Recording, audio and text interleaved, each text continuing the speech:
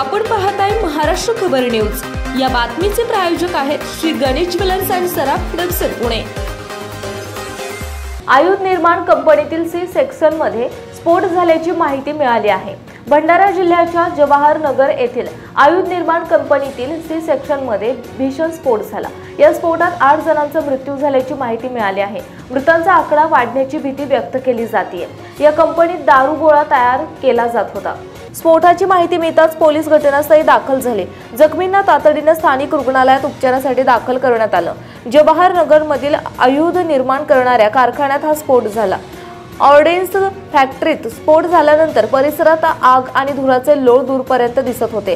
हा स्फोट खूप भयानक होता। स्फोटाचा आवाज 5 ते 7 किलोमीटर दूरवरच गेल्याचं सांगितलं जात आहे।